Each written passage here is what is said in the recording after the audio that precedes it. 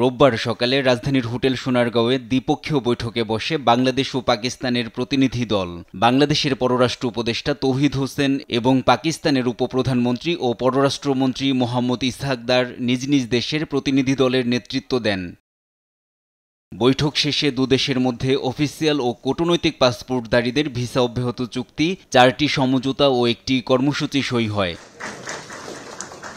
পরে সাংবাদিকদের মুখোমুখি হন পাকিস্তানের উপপ্রধানমন্ত্রী ও পররাষ্ট্রমন্ত্রী ইসহাক দার।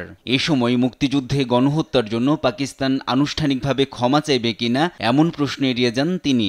বলেন, ৭১-এ মুক্তিযুদ্ধের সময় ঘটে যাওয়া বিষয়গুলো ১৯৭৪ সালে এবং পারভেজ মোশাররফ প্রেসিডেন্ট থাকা অবস্থায় সমাধান হয়ে গেছে। We've been successful in delivering our goods, rice coming from Pakistan to Dhaka. It's already happened. এই সময় ২ মাসের মধ্যে ঢাকা ইসলামাবাদ সরাসরি ফ্লাইট চালু হবে বলে আশাবাদ জানান পাকিস্তানের বাণিজ্যমন্ত্রী জাম কামাল খান।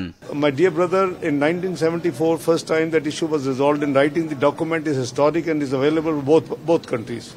And after that, General Musharraf came here in a very open and candid manner. He actually addressed that issue. And I think between a family, between brothers, once this is done, even Islam tells us to clean your heart. So I think let's move forward. We have to work together. We have bright future in this. So you see, this has been done actually.